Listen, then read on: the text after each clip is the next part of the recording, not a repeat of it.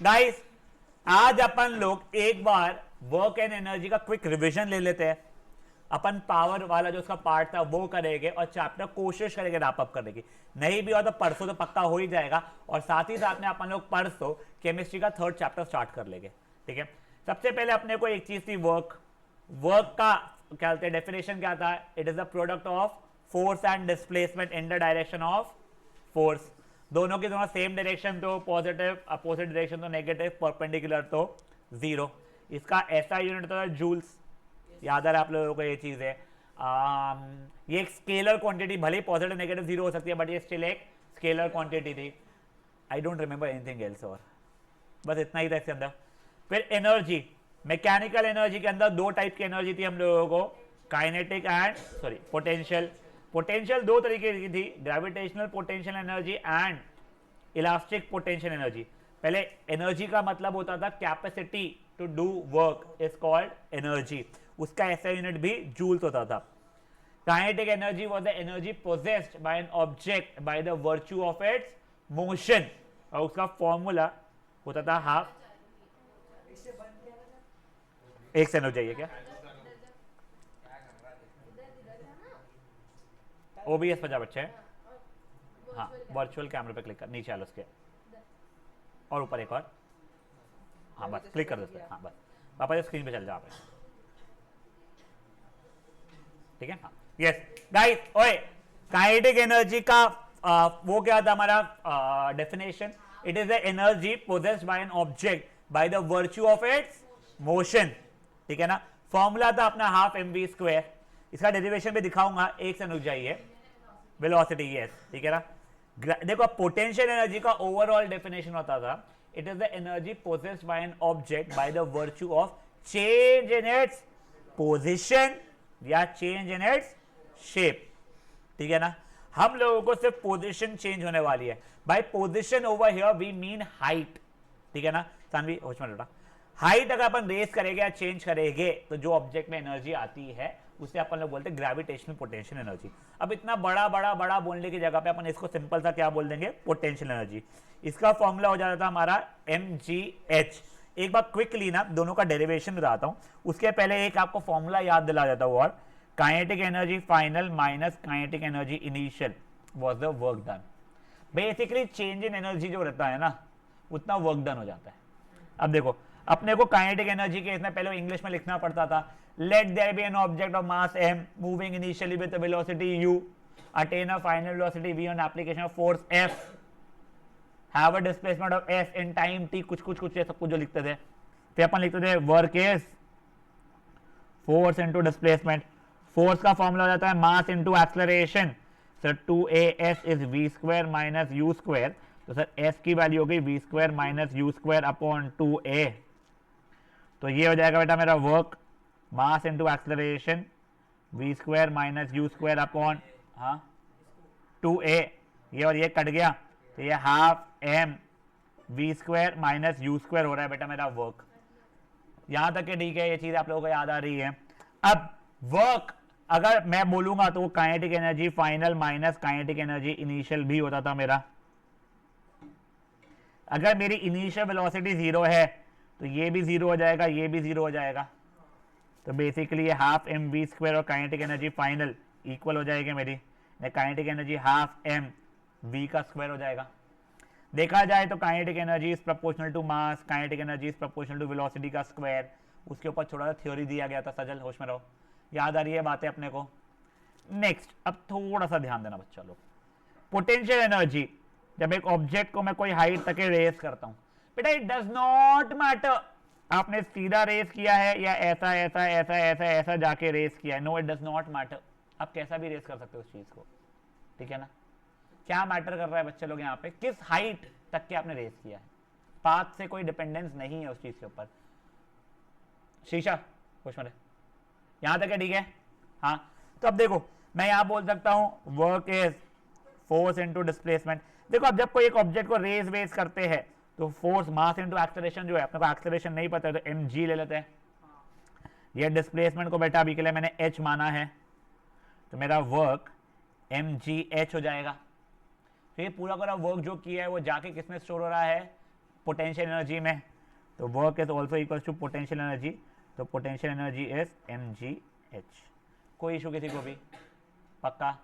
सबके ऐसा यूनिट अभी तक जूल ही चल रहे हैं, सॉरी वाला, yes, universal acceleration due to free fall. ठीक है, फिर अपन लोगों ने ये देखा था conservation of energy, energy can neither be created not be destroyed, वो एक फॉर्म से दूसरे फॉर्म में कन्वर्ट होती थी। उस समय पे अपन लोगों ने डेरिवेशन भी शायद से देखा था। आप लोगों की स्कूल 99.9% करवाएगी भी नहीं और पूछेगी भी नहीं। किसी स्कूल ने गलती से करवाया तो उनसे पहले पूछ लेना, पूछूंगे क्या? वो बोलेंगे नहीं नहीं हम तो ऐसे ही बता रहे थे, मैंने बता दिया बेवजह का, तो मत करना उस पर कुछ भी, बट पूछ सकते हैं बोले तो कर लेना, ठीक है ना। नेक्स्ट अपने को वो बॉब वाला याद है आप लोगों को, पेंडुलम वाला, वो कैसा, उसका एक्सप्लेनेशन याद रखना। बेटा देखो हाईएस्ट पॉइंट पर जाऊंगा ना मैं अगर, तो पूरी पोटेंशियल एनर्जी रहेंगी, फिर ऑब्जेक्ट अगर गिर रहा है तो पोटेंशियल कम होते होते काइनेटिक में कन्वर्ट होना शुरू होते जाएगी, वो चीज़ ये ध्यान रखना, ठीक है। अगर मान लो 100 मीटर का हाइट जहां पे हाईएस्ट पोटेंशियल एनर्जी हो रही है, तो 50 मीटर पे हाफ हो जाएगी पोटेंशियल एनर्जी, और बची हुई काय पे कन्वर्ट हो चुकी होगी, काइनेटिक पे। ग्राउंड पे आ जाऊंगा बिल्कुल जब मैं टकराऊंगा, तब पोटेंशियल एनर्जी 0 हो जाएगी और मैक्सिमम क्या रहेगी मेरी, काइनेटिक एनर्जी रहेगी। क्या हो गया बच्चे, तू क्या देख रहा था घूर घूर के? सॉर्टेड है अभी देखेगा यहाँ अभी देखो, नहीं एडमिट करना देखो किसी को कुछ वो है क्या इशू? नहीं, हाँ यहाँ तक किसी को भी कोई इशू इन बातों के अंदर, ये अपन लोगों ने प्रीवियस सेशंस में देखा हुआ है, ठीक है। अब देखिए, अब अपन लोग एक सिंपल सा पार्ट शुरू करते हैं जिसका नाम है पावर, ठीक है बेटा। फॉर एग्जाम्पल मैंने आप लोगों को वायर न्यूमेरिकली समझा देता हूं मैं, ठीक है। मैंने आप लोगों को बोल दिया कि 2 लोग हैं, ये रॉक क्लाइंबिंग या फिर वॉल क्लाइंबिंग जैसा जो होता है वो कर रहे हैं। दोनों जो लोग हैं उनका मास लेट्स अज्यूम 50 kg है, ठीक है। गाइस प्लीज प्लीज प्लीज यहां पे ध्यान देगा, बिल्कुल बातें नहीं करेगा, ठीक है। ये हाइट जो है अभी के लिए 10 मीटर मान लो। मैं अगर सिर्फ इतना पूछता था, जी की वैल्यू भी 10 ले लूंगा मैं, मुझे बताओ मैंने कितना वर्क किया है ऊपर चढ़ने में, तो mgh मेरा हो गया रहता वर्क, क्यों, फोर्स इनटू डिस्प्लेसमेंट ना सर। इसका वर्क क्या होता था मेरा, फोर्स इनटू डिस्प्लेसमेंट, फोर्स मेरा mg होता था, डिस्प्लेसमेंट मेरा h होता था, तो वर्क हो रहा है 50 10 10 500 जूल, इसका भी तो 500 जूल ही होता था, करेक्ट। बट डिफरेंस कहां आया है समायरा, इसको काम करने में लगे मे बी 10 सेकेंड्स, इसको काम करने में मे बी लग गए 25 सेकेंड्स। रेस कौन जीता वैसे, ए वाला 10 सेकंड वाला, अगर रेस थी तो वो रेस क्यों जीता? देखो दोनों ने वर्क तो सेम किया है, बट ए वाले ने पावर ज्यादा लगाया है क्योंकि उसने टाइम कम यूज किया है। देखो एक और एग्जांपल, तुम्हारा फोन मैं एक नकली चार्जर पे लगा दूं, ठीक है, तो भी 100% तक के जाएगा, और एक ओरिजिनल फास्ट चार्जर पे लगाऊं तो भी 100% तक के तुम्हारा जाएगा, करेक्ट। डिफरेंस क्या हो जाता है, नकली वाले में टाइम जाता है क्योंकि सब पावर कम होता है। जो ओरिजिनल बोले या फास्ट चार्जर बोलो, मैंने नकली कैसे बोल रहा, फास्ट चार्जर तो में टाइम कम लगता है, क्यों, क्योंकि सब पावर ज्यादा होता है।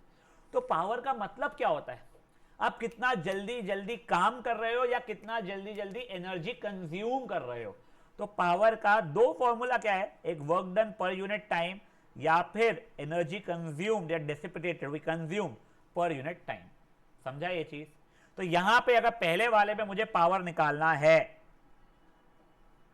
तो वर्क डन पर यूनिट टाइम के हिसाब से तो 500/10 मतलब 50 हो जाएगा। बेटा इसका SI यूनिट होता है वॉट्स, जिसे हम लोग कैपिटल W से डिनोट करते हैं, ठीक है।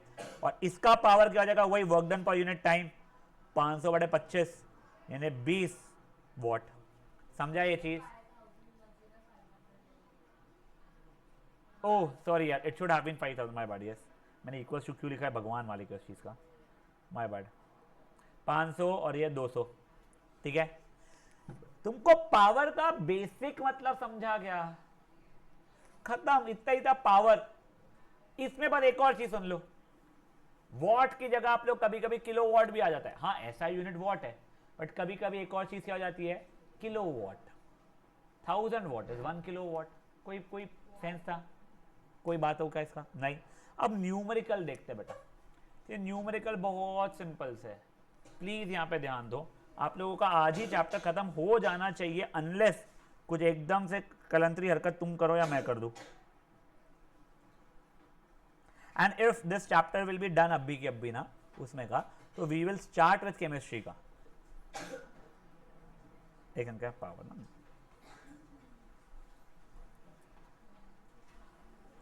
हाँ एक छोटी चीज बताऊं क्या, एवरेज पावर। अब सुनो, ओए ओए ओए ओए ओए, देखो तुम पावर मतलब समझ रहे हो ताकत जैसा लगाना कुछ तो भी मे बी, ठीक है। अब फॉर एग्जांपल एक बॉक्स रखा हुआ है, मुझे बोला गया है कि ये बॉक्स को धक्का दे दे के अच्छा खासा 100 मीटर दूर तक के ले जाना है। स्टार्टिंग में तो मेरे में बहुत जान रहेगी, तब मैं बिल्कुल फटाफट करूंगा, फिर बीच में थोड़ा सा मैं ड्रेन हो जाऊंगा, तो मैं धीरे धीरे करूंगा, फिर एकदम एंड पॉइंट दिखेगा तो मैं वापस से एकदम स्पीड में करूंगा। क्या मैं पूरा में कंसिस्टेंटली एक ही अमाउंट ऑफ पावर यूज कर रहा था क्या, या कंज्यूम कर रहा था क्या? नहीं, कभी कम कभी ज्यादा, तो वो वेरी कर सकता है, इसलिए अपन एवरेज पावर की बात करते हैं। एवरेज पावर का मतलब क्या हो जाता है, कुछ नहीं, total work done upon total time, या total energy consumed upon total time. Not that a numerically कहीं मुझे याद आ रहा है पूछा गया है, बट आपके एनसीईआरटी में भी दिया गया है, इसलिए मैं आप लोगों को बता रहा हूं, ठीक है। अभी यस, गेटिंग ओवर हियर। हाँ, अभी एक बार देखो, ओए ओए ओए, अ lamp consumes 1000 joule of energy in 10 seconds. Energy पता है, टाइम पता है, पता हो पावर क्या होगा। पावर का फॉर्मूला क्या हो जाएगा यहाँ पे, energy upon time, work upon time, यहाँ पे क्या जाएगा, एनर्जी अपॉन टाइम, 100 वॉट हो जाएगा। नेक्स्ट, मशीन डज इतना सारा वर्क इन 4 मिनट्स। मिनट ऐसा यूनिट है क्या, नहीं, तो 240 सेकेंड से कन्वर्ट किया, डिवाइड किया, पावर आ गया वॉट्स में। इस बार मैं वर्क अपॉन टाइम लिख दूंगा फॉर्मूला। 18th क्वेश्चन रुक जाना है, बहुत प्यारा क्वेश्चन है, बहुत प्यारा क्वेश्चन है, रुक जाना उसमें, ठीक है। अब ये 19th क्वेश्चन भी बहुत प्यारा है, सुन लो एक बार के लिए। A boy of mass 50 kg runs up a stair या climbs stairs of 40 steps। For example मैंने आपको बोला आप ग्राउंड फ्लोर पे हो, आपको सेकेंड फ्लोर तक, किसी ने हैंड रेस वगैरह कुछ किया है ऑनलाइन में?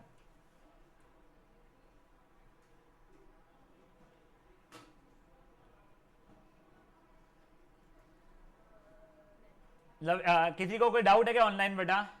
नहीं ना? हाँ, देखो फॉर एग्जांपल ग्राउंड फ्लोर पे आपको सेकंड फ्लोर तक जाना है, मैं रैंडम डेटा ले रहा हूं, ठीक है। आपको हाइट पता नहीं है, कितना हाइट आप कवर कर रहे हो। शो नहीं सावलकर, नहीं शो बेटा, तुमको पता नहीं क्यों नींद आ रही है, क्यूटी हेयर कट करा के आया है तू, ध्यान दे भी। अब सुनो, मैंने बोल दिया टोटल मिला के 100 स्टेप्स है और हर स्टेप 15 सेंटीमीटर की है, तो तुमने कितना हाइट चढ़ा, 100 इंटू 15, 100 इंटू 15 कितना हो जाएगा, 1500 सेंटीमीटर, डिवाइड बाय 100 किया तो 15 मीटर में भी, तो आ गया मेरा डिस्प्लेसमेंट। तो वैसे ही यहां पे दिया हुआ है 40 स्टेप्स है और हर स्टेप 15 सेंटीमीटर की है, तो 40 इंटू 15 करूंगा अगर मैं, तो 40 into 15 which is yes 600 centimetre, which can be written as 6 metre. कोई इशू किसी को भी? ये मेरा एक सेकंड ऐसे, हाँ भैया शेखर भैया 1 मिनट दीजिएगा, हाँ मैं आता हूँ, हाँ भैया देखिए, देखिए तो आपका 6 मीटर हो गया डिस्प्लेसमेंट, ठीक है ना। अब देखो बंदा खुद 50 kg का था, फोर्स ऊपर चढ़ने के लिए mg लिखूंगा अब मैं उसका, तो मेरा g को ना प्लीज 10 नहीं भी दिया हुआ है ना कहीं पे भी, अभी के लिए g को 10 ले लो, ठीक है ना। तो मेरा फोर्स क्या हो जाएगा बेटा मेरे लिए, mg के हिसाब से 50 इंटू 10 500 न्यूटन हो गया। मैं पहले वर्क निकाल रहा हूँ, work was force into displacement, 500 into 6 कुछ 3000 जूल हो गया है। अब पावर निकालना था, पावर वॉज वर्क डन पर यूनिट टाइम, वर्क कितना हुआ है बच्चा लोग मेरा 3000, ठीक है, और टाइम कितना दिया गया है उसका 8 सेकेंड, डिवाइड करूंगा जो भी मेरा आंसर आएगा दैट मच जूल्स। समझा ये बात है आप लोगों को? पक्का? सॉरी जूल दे that much watts, my bad, sorry. हाँ बेटा देखो, ओए मैं अपने आप को ऊपर भेज रहा हूं, ये फ्री फॉल वाला नहीं है कि कोई ऑब्जेक्ट को फेंका ऊपर, मैं अपने आप को ऊपर चढ़ा रहा हूं, मेरा फोर्स ऊपर लग रहा है, डिस्प्लेसमेंट भी ऊपर है, तो वर्क मेरा पॉजिटिव हो जाएगा। यस सॉरी, देखो वापस से समझ लो बेटा, ये क्वेश्चन हाईली लाइकली टाइप वालों में होता है हर स्कूल के अंदर, ये सॉल्व एग्जाम्पल में भी है, क्योंकि आपको ऐसा नहीं है कि कोई तो वाओ क्वेश्चन बनाया है मैंने, इन्हें उठाया नहीं, एनसीईआरटी का ही क्वेश्चन है भाई ये, ठीक है, डेटा चेंज हो। देख एक बंदा है 50 kg का, ठीक है, तो वो फोर्स ऊपर चढ़ने में mg लगा रहा होगा, वो ठीक है। मेरे को डिस्प्लेसमेंट ढूंढना है, वो बंदा 40 स्टेप्स चढ़ रहा है, हर स्टेप 15 सेंटीमीटर की, तो डिस्प्लेसमेंट में 40 इंटू 15 600 सेंटीमीटर बोल सकता हूं मैं, तो ये हो जाएगा 6 मीटर उसके हिसाब से। सही बात है यहाँ तक का, कोई इशू। देखो फोर्स पता है, देखो डिस्प्लेसमेंट है तो वर्क निकाल सकता है, तूने जैसे ही वर्क निकाल दिया, अब पावर निकालना था, वर्क डन पर यूनिट टाइम के हिसाब से, वो निकाल सकता है तू। अभी देखो गाइस, मैं जो जो क्वेश्चंस आपको बोल रहा हूं ना, वो आप लोग फटफट एक बार अटेम्प्ट करोगे।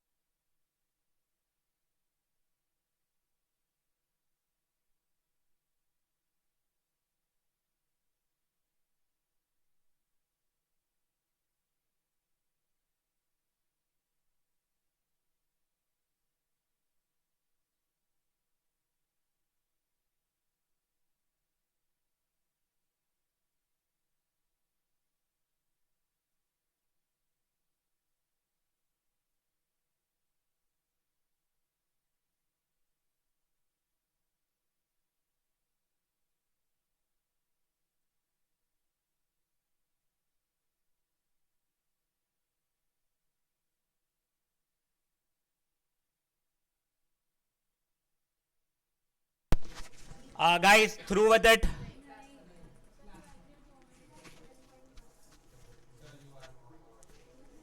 बेटा मैं कुछ बोल ही नहीं रहा था, मैंने म्यूट किया हुआ था. आपको ये 4 क्वेश्चंस करने हैं, फिर अपन डिस्कस करेंगे बच्चे. हाँ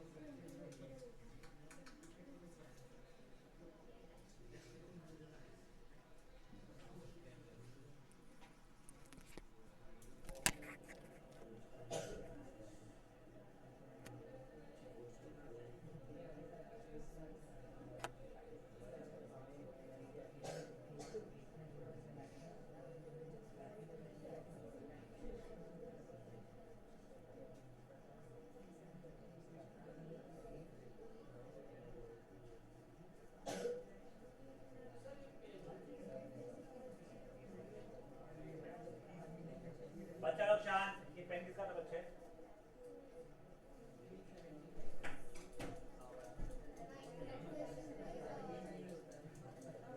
गाइस शांत. हाँ 19 क्वेश्चन में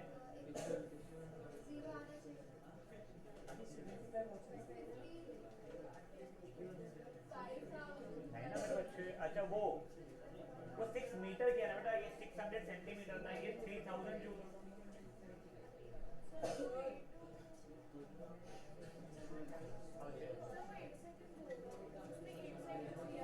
अपॉन टाइम किया ना मैंने. ओए शर्मा क्या होता बेटा तू? ए बातें मत करो प्लीज यार.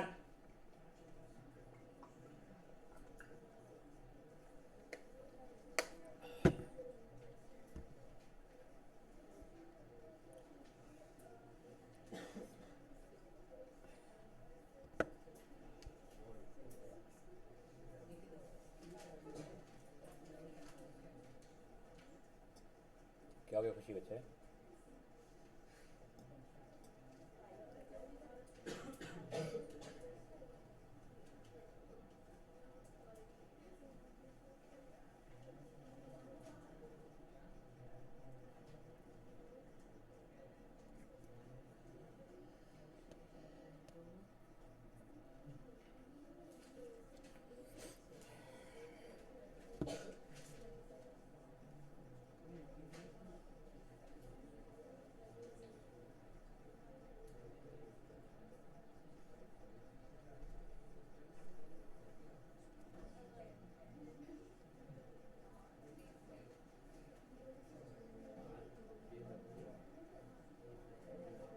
बेटा ये फ्रैक्शन में आ रहा है कुछ मेरा सेकंड का आंसर. अरे 17th का.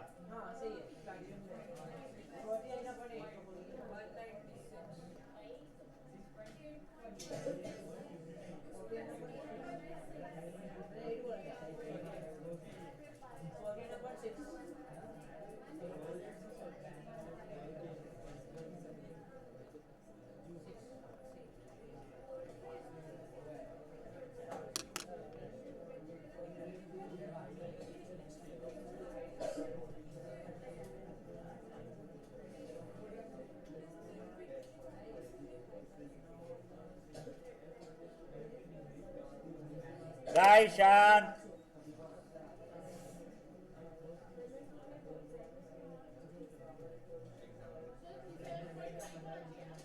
नहीं ना बच्चे.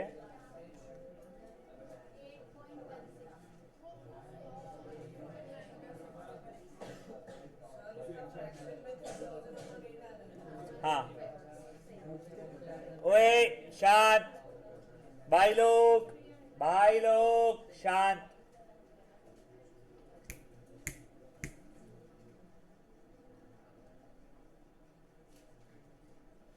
प्लीज शांत.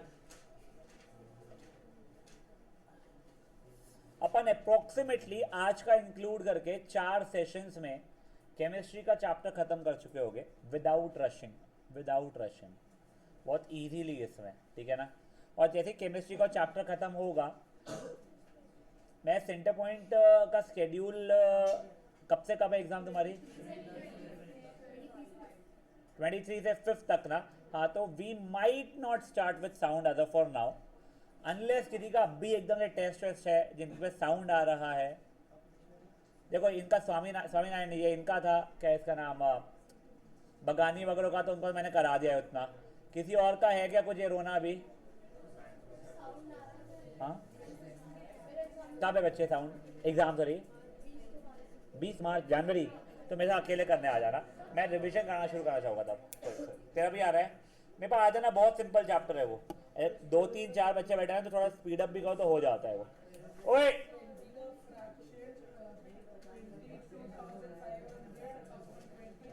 तो बेटा 2 2 तो वैसे ही कट रहा है वो, 0 0 तो वैसे ही कट रहा है, काटना आंसर आ रहा है, सही आ रहा है। हाँ सही आंसर रहता है, बिल्कुल सही आ रहा है। चलो ओए एनीवन को question number 16 17 yes you should have answered it in decimal। I think हमें 8.133 कुछ आ रहा है, 166 whatever, वो तो मैंने कैलकुलेटर पे देखा जिससे याद है को। Question number 19 anyone 20 anyone yes देख तू कर रही है सही सही। हाँ एक है तो एक हो जाटा समायरा मैं करके दिखा दूंगा। एक बार साची एक बार देख गलती क्या की उसने, सेंटीमीटर को मीटर में जब कन्वर्ट किया वो सही किया देख ले बस एक बार।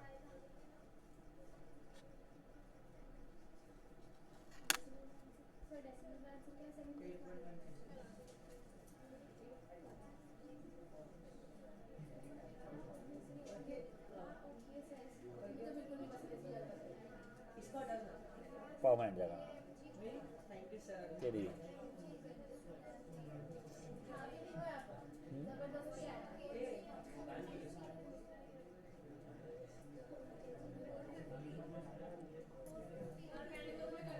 तू वहां से बच के रहना। येलो येलो डर्टी फेलो तो लाल लाल बना देगा नहीं तो।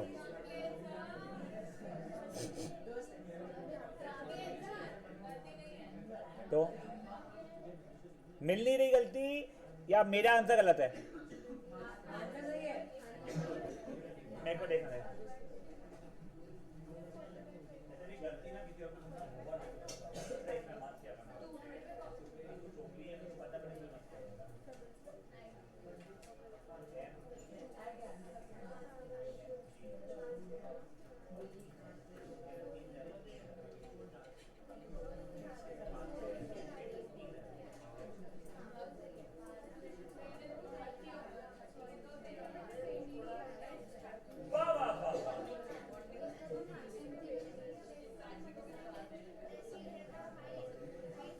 चलिए ओए guys guys guys guys guys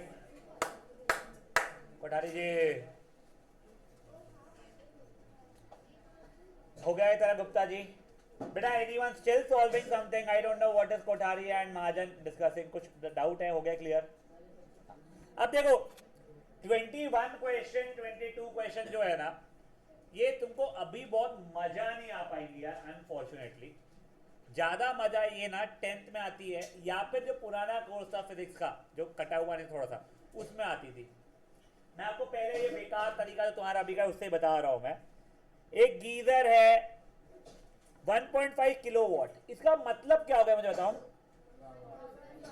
power है बेसिकली, ठीक है ना? तो मैंने पहले पावर तो लिख दिया 1500 वॉट। टाइम बेटा 2 आवर्स है, 2 into 60 into 60 is 7200 seconds.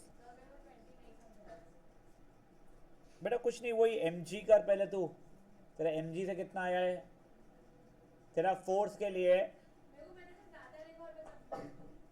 Data क्या लिखा पढ़? m लिख जाए तो mg निकाल, उसे फोर्स निकल जाएगा, पहले निकाल। ठीक है आगे 2 नहीं है बेटा 20 है क्या शायद से 20 का इसको बेटा तो 250 सेंटीमीटर के हाई 20 स्टेप्स है ना, तो 250 इंटू 20 डिवाइडेड बाय 100 करेगी तो मीटर में आंसर आ जाएगा, और निकाल।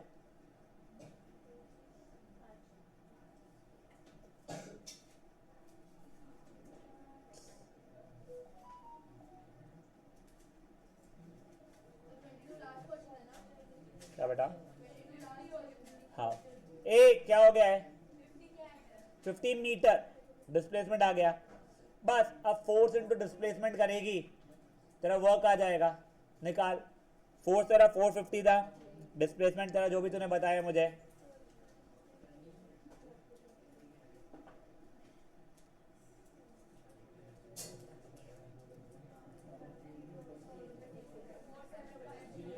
क्या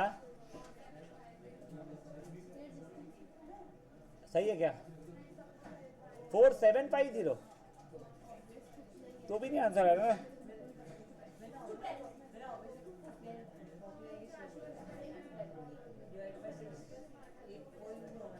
ए प्लीज शांत रहो। 22500 डिवाइड बाई 20 करेगी बेटा अभी तो तेरा पावर आ जाएगा।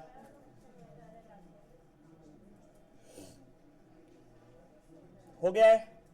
अब देखिए, ओए गाइस गाइस गुप्ता, अब देखिए मेरे को फॉर्मूला पता है, power is energy upon time, correct. अब मैं वैल्यूज डाल रहा हूं, 1500 इज एनर्जी बाय 7200, तो एनर्जी की वैल्यू हो जाएगी 1500 इंटू 7200, ठीक है ना। 72 का आधा कितना, 36,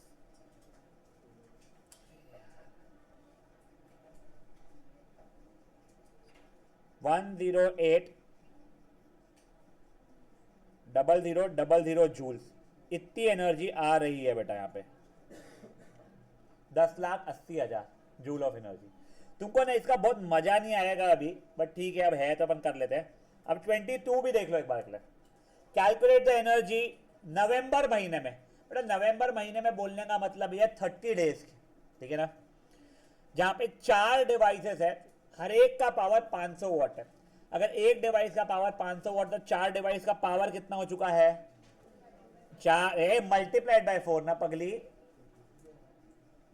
4 मल्टीप्लाइड बाय 500, ये 2000 वॉट हो रहा है।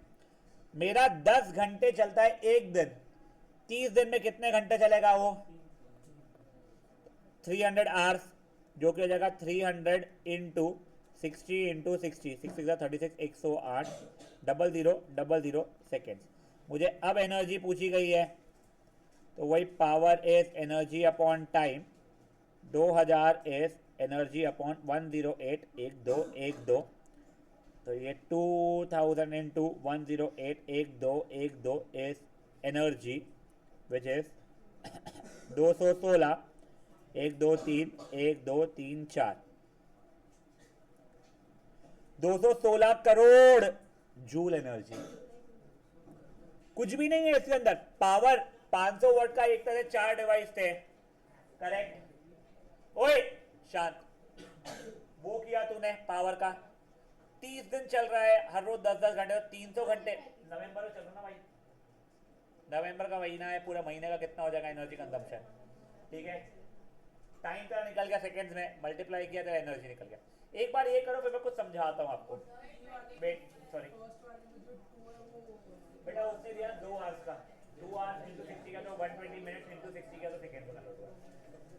क्या बच्चे,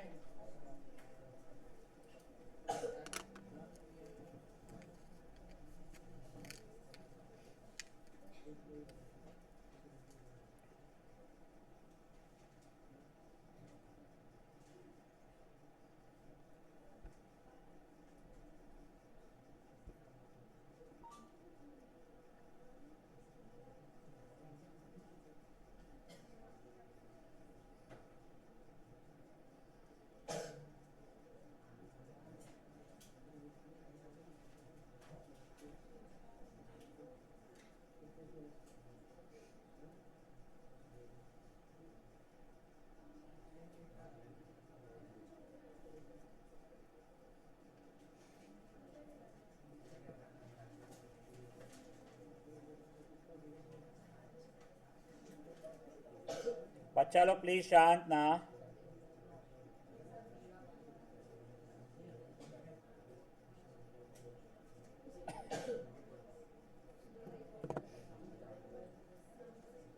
बड़े आगे,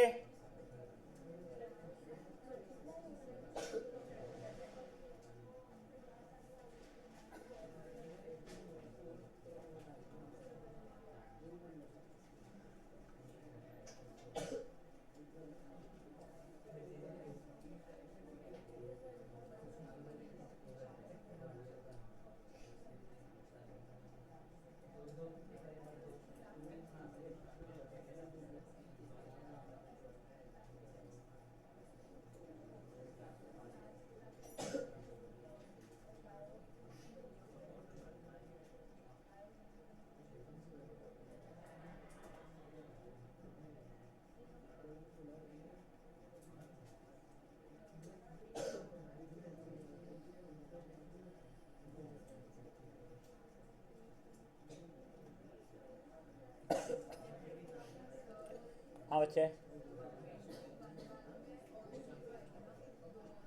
हाँ गया। कैसे बच्चे?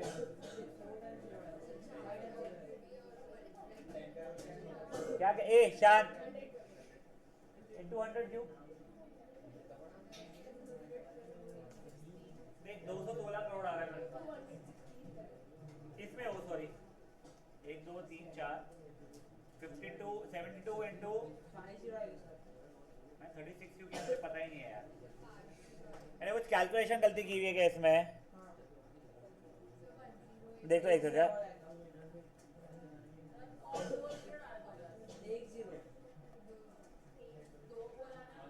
टोटल 5 जीरो होने चाहिए थे यहाँ पे। 1,08,000, हाँ 1 करोड़, सॉरी 1,08,00,000 ऐसे ही। अभी तो लो ओए, अब देखो ये सिचुएशन ना तुम्हारे घरों का है। अपन सिचुएशन नंबर 2 देखते हैं। तुम्हारे घरों में अप्रोक्सीमेटली ऐसे 4 डिवाइसेस लगे होंगे जिनका खुद का पावर 500 वॉट होगा। फॉर एग्जाम्पल एसी का 1.5 किलोवाट होता है, 2 किलोवाट होता है। अपने घरों में आई थिंक 1.5 किलोवाट लगता है। आई एम अज्यूमिंग फ्रिज का 500 वॉट होना चाहिए। I am just assuming this बात, ठीक है। और भी ऐसी मान लो एक फ्रिज, 2 एसी और एक और कोई ऐसी चीज, ठीक है ना। सॉरी, टीवी का इतना रहता नहीं है मेरे को ऐसा लगता है पावर, बट एक टीवी सब मान लो 10 घंटे चल रहे थे रोज के। गीजर ये उसका ज्यादा रहता है वैसे, बट चल। तो सोचो तुम्हारे यहाँ पे बिजली की जो एनर्जी, जैसे तुम पैसा भरते हो, वो कितनी एनर्जी कंज्यूम हो गई एक महीने के अंदर? 216 crore joule of energy use हो गई। पर कोई सेंस है क्या बोलने का भाई? तुम्हारा बिल कितना आ रहा है? 5,000, 10,000, 15,000, 20,000 रुपए आ रहा है 216 करोड़ यूज करने के बाद में। तो इसके लिए वो लोग क्या करते हैं स्मार्टली, प्लीज समझो, प्लीज समझो, वो दूसरा यूनिट यूज कर लेते हैं। ये कमर्शियल यूनिट बिजली के बिल के लिए होता है। वो क्या है वो एक बार ना आपके नोट्स में लिखा हुआ नहीं है गलती से, वो यहाँ पे नीचे लिख लो। 1 यूनिट जो बिजली का बिल रहता है is 1 kilowatt hour which is 3.6 into 10 की पावर 6 जूल्स।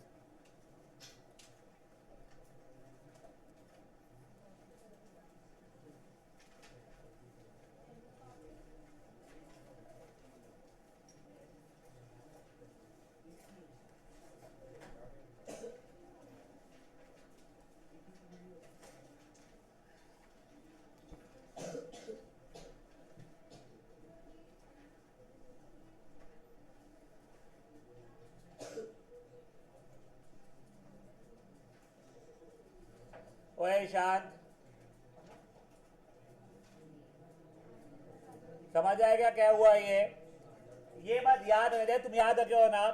1 किलोमीटर 1000 मीटर, वैसे 1 यूनिट या 1 kilowatt hour is Trisha 3.6 into 10 की पावर 6 जूल्स।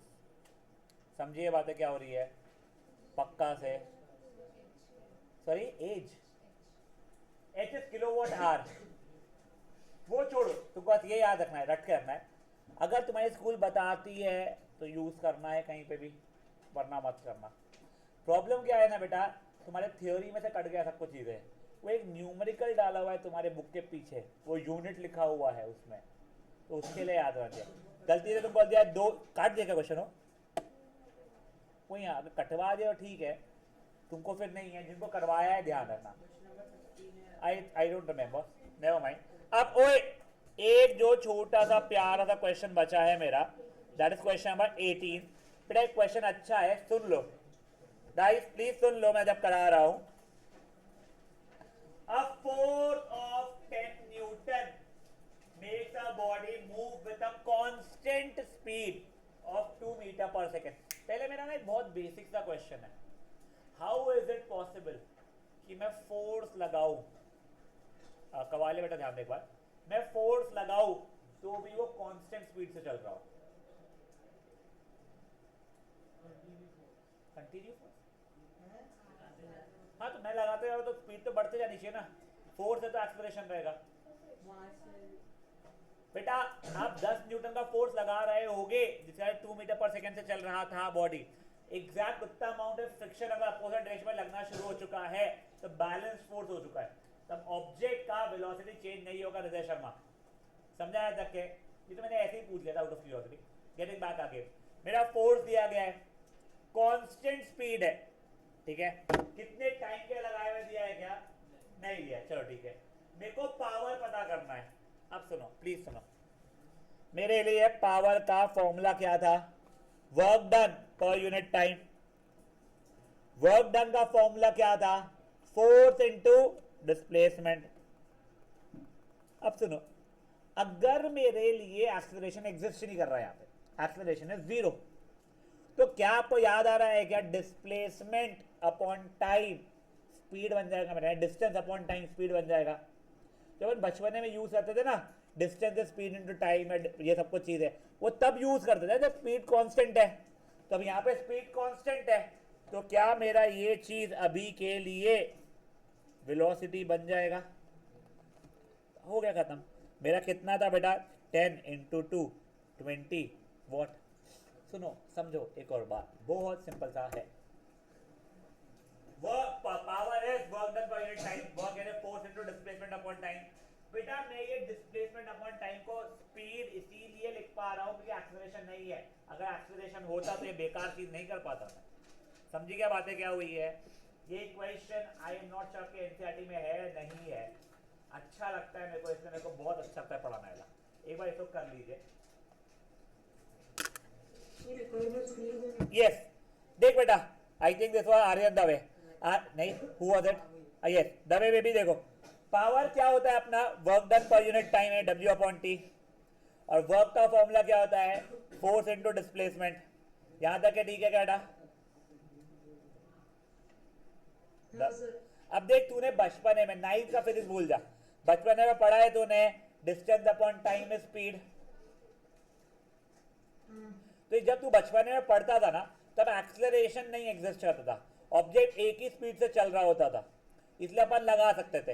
ये देख यहाँ पे दिया हुआ है कि एक ही स्पीड से चल रहा है वो, इसीलिए मैं लगा पा रहा हूं। तो वो डिस्टेंस अपॉन टाइम को मैंने स्पीड लिख दिया है, यानी v लिख दिया है, उससे मेरा आंसर आ गया है।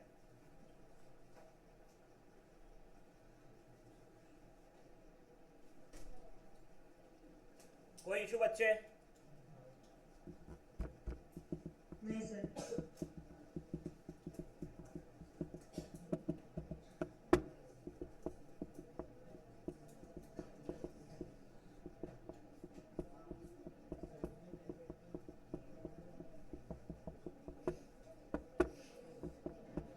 बड़े आगे गाइस, F इंटू वी, नीचे लिखा है 10 into 2 which is 20 what.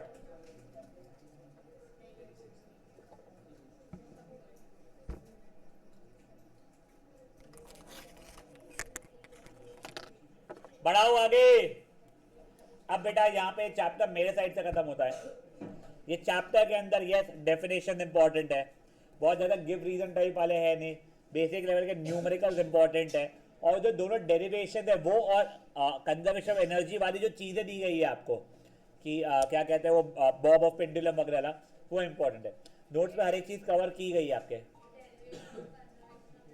Derivation of conservation of energy नहीं पूछ रहा था। चलिए, now coming to the last chapter for your chemistry which is your third chapter. देखो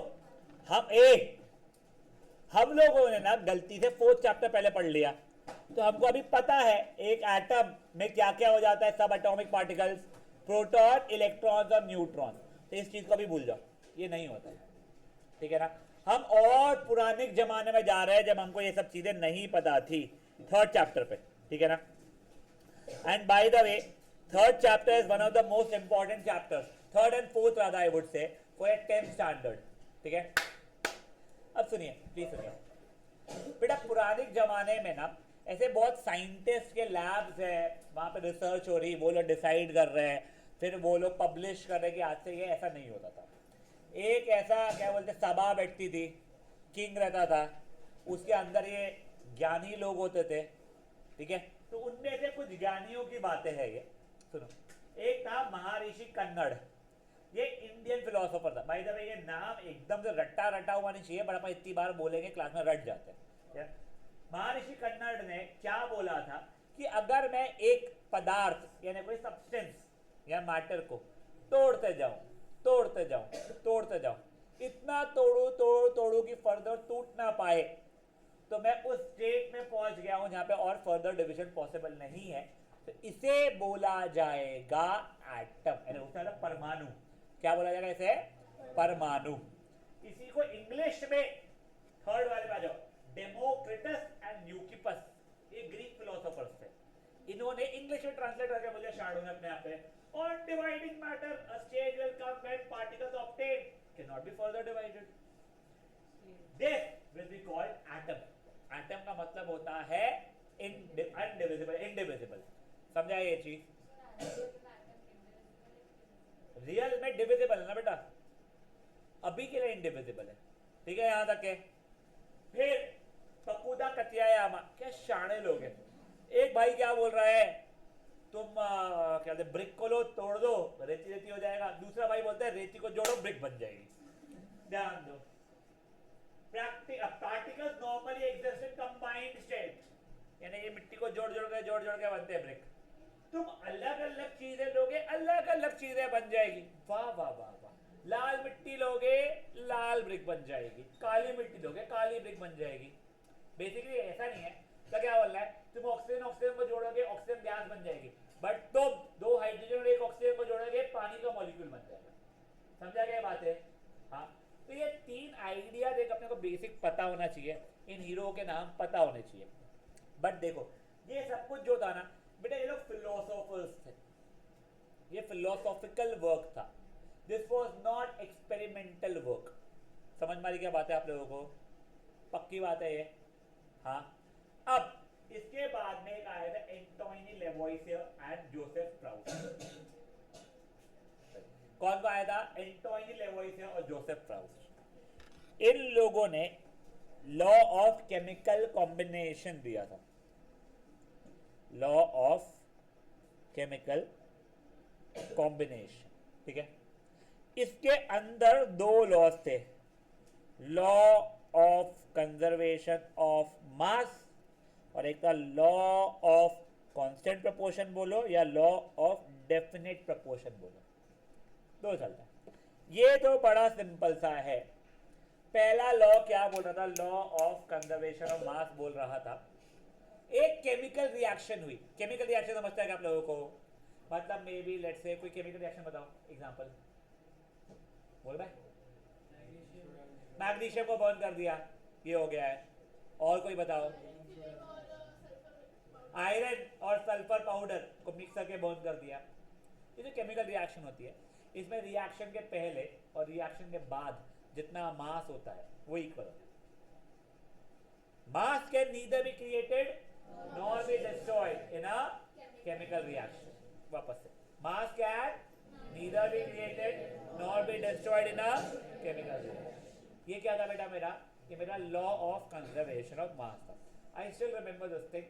I was 9th में, जब पहली बार लॉ हमने सुना था, मे बी 8th में होता है कि मुझे पता नहीं, बट 9th में पहली बार सुना था मैंने। तो मेरे दिमाग में ना सबसे पहले एग्जाम्पल क्या आया था, यार ये होलिका दहन जब होती है, अपन वो लकड़ियाँ जलाते हैं, ठीक है ना, तब हम लोग 9th में, तब क्या है ना, मोहल्ले वगैरह के एक्टिविटीज में पार्ट लेने में मजा आता तो अभी भी है, बट तब के मतलब वो आई स्टिल रिमेंबर। उसके पिछले साल ना फर्स्ट टाइम मैंने पार्टिसिपेट किया था, तो वो लकड़ हो जाता है कटवा के लाना जो चाहिए रहता था, वो गए थे, बहुत भारी रहते थे वो, तो अरेंज वरेंज करना, क्योंकि अच्छे बड़ा मोहल्ला था हमारा, तो उसमें अच्छा खासा किए थे इन लोगों ने। तो वो मुझे फिर याद है, सबको ही पता है, जब जल के बचता है वो क्या बच जाती है? राख। भाई मेरे हिसाब से, मेरे को एग्जैक्टली तो नहीं समझता है, वो वुड जो लाएगे 5 किलो को तो लाए होगे, भगवान की कसम खा के बता रहा हूं, जो राख जो बची हुई थी वो 5 किलो की तो नहीं, 1 किलो की भी जो नीचे मैं सोचता हूँ। पूरा का पूरा जो राख उड़ रही थी, सबको पकड़ पकड़ के भी संभाल के रख दिया, कुछ राख इधर उड़ गई होगी ना, जो राख को पकड़ पकड़ संभाल के भी रख दूंगा मैं, तो ये 5 किलो की नहीं होगी। तो ये लॉ हो गया मेरा फेल। समझे आपको? नहीं, लॉ फेल नहीं हुआ है, लॉ सही है। तुम क्या भूल जाते हो जो मैं भूल गया था? भाई जो पूरी गैसेस जो इवॉल्व हुई थी ना, कार्बन डाइऑक्साइड वगैरह वगैरह वगैरह पूरी की पूरी, वो सबको भी अगर मैं पकड़ के लेके आऊं तो वो मास मिला के 5 kg हो जाएगा, समझाए? पहले 5 से ज्यादा हो जाएगा। I just tell you why.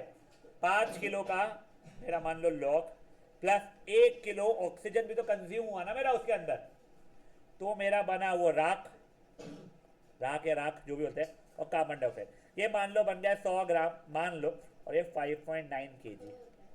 हाँ वही वही वही, तो दोनों 6 किलो के हो गए, समझा है तुम लोगों को?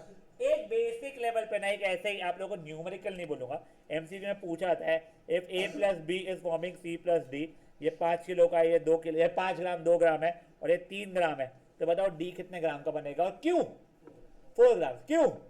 Law of conservation of energy. समझिए बातें यार, तेरा ध्यान नहीं रहता क्या? वो इतना बेसिक सा चीज मैंने बताया, दो भी सब ग्राम थे, पूरी मोहल्ला ग्राम था, ग्राम पंचायत में बैठा हुआ था पूरा मोहल्ला। अभी यहाँ पे ध्यान दो, तो पहला लॉ उसने जो law of conservation of mass था वो क्या था? Mass can neither be created nor be destroyed in a chemical reaction. मतलब mass of A plus mass of B is going to be equal to mass of C plus mass of D. अब अगर C D और ई तीन चीजें बनती हो, तीनों का मास मिला के mass of A plus mass of B हो जाता था। यहाँ तक ठीक है। अब एक आखिरी और बहुत बढ़िया चीज, तुमको ये पता है क्या? पानी बनाने के बहुत अलग अलग तरीके हैं, ठीक है? मैं वो बात नहीं कर रहा हूँ बिस्लरी वाले अलग तरीके से बनाते हैं, हिमालय वाले अलग तरीके से, वो नहीं बोल रहा हूँ। कई केमिकल रिएक्शन होते हैं जिससे पानी बनता है, आउटपुट में पानी बनता है। तुमने एक तो देखा है केमिकल रिएक्शन जिसमें आउटपुट में पानी बनता है? बोलो सही बोल रहा है। न्यूट्रल सॉल्ट नहीं, न्यूट्रलाइजेशन वाले इसमें याद है, acid plus base will give you salt plus water. ये सुना है क्या तुम लोगों ने पहले? आई थिंक 8-7 में कभी कभी कुछ तो केमिस्ट्री में रहता है, समझता कुछ नहीं है तब रटते थे अपन लोग। तो मान लो एक एसिड और बेस को मैंने बनाया, मिलाया, तो सॉल्ट और साथ ही साथ में क्या मिला बेटा मेरे को? वाटर। तो मैंने वैसे करके पानी बना के लाया है, ठीक है? प्रत्युष ने मान लो पानी बनाने का दूसरा तरीका निकाला, उसने हाइड्रोजन लिया, ऑक्सीजन लिया और कुछ केमिकल रिएक्शन किया, उससे पानी बनाया। मेरा पानी का सोर्स अलग है, प्रत्युष के पानी का सोर्स अलग है, ठीक है शर्मा? बट स्टिल हम दोनों के पानी के अंदर जो एलिमेंट यूज हुए हाइड्रोजन ऑक्सीजन, उसका रेशियो बाय मास सेम रहेगा। मतलब क्या सर? मतलब जो मैंने पानी लाया है उसमें mass of hydrogen upon mass of oxygen जो है, वही प्रत्युष के इसमें mass of hydrogen upon mass of oxygen हो रहा। आंसर 1:8 है उसका। सर ये कहां से पता चला आप लोगों को 1:8 है? वो अभी के लिए छोड़ो, अपन आगे चैप्टर में सीख लेंगे। सिर्फ पानी के लिए ही नहीं, लेट्स से कोई और कंपाउंड बोलो, कार्बन डाइऑक्साइड। कार्बन डाइऑक्साइड भी अलग अलग तरीकों से अगर बना रहे हो तो भी एट दी एंड उसके अंदर जो एलिमेंट्स है कार्बन और ऑक्सीजन, उनके मास का रेशियो सेम रहेगा। तो वो कितना रहने वाला है? तो 12:32 3:8 हो जाएगा, ठीक है? अमोनिया भी यार मुझे नहीं पता, तू श्योर ना, तू क्या करके आया इस क्लास के पहले जो तो इतनी नींद आ रही है?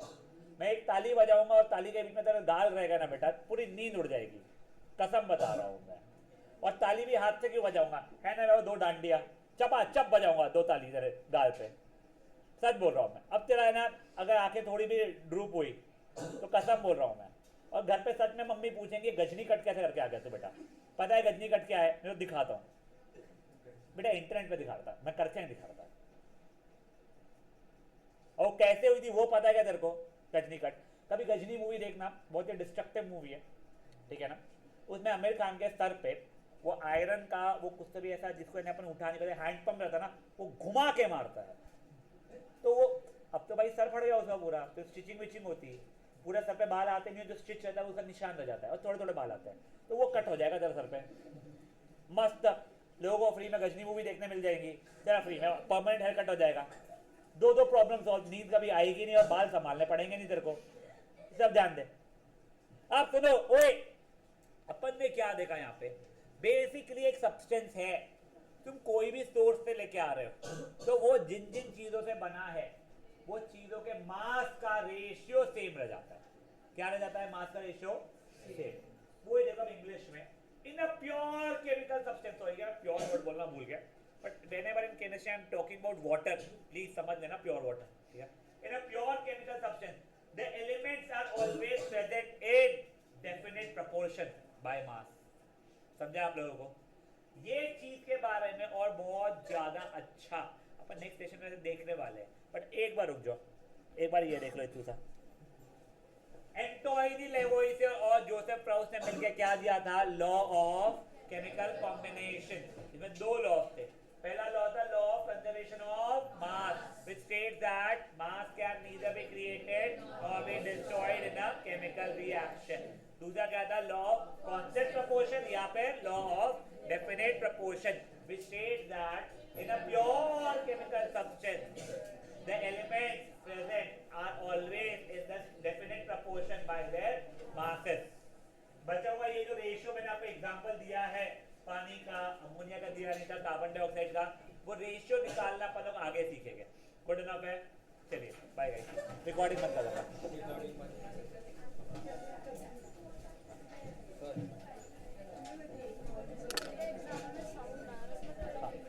कल नहीं बेटा, कल तो मेरे पास तो वैसे स्लॉट नहीं, तू कब स्कूल की छुट्टी मिल रही है? कल तो मत बोलना प्लीज, कल छुट्टी है मेरी, तू परसों मारेगी तो बेटर रहेगा। हाँ, मेरा कहना कि कल क्या है ना, मेरे को कल कहीं जाने का है और मेरे को सुबह सुबह स्टेशन जाना है, वो बहुत रैंडम काम है। तू परसों मार पाएगी तो बेस्ट है, ठीक है ना? तो मेरे को कल बता और तू परसों आ जा। हाँ, ये 7:45, उससे ज़्यादा मैं अलाउ नहीं करने वाला, मैं पहले ही बोल रहा हूँ तुमको। मैंने उतना अलाउ कर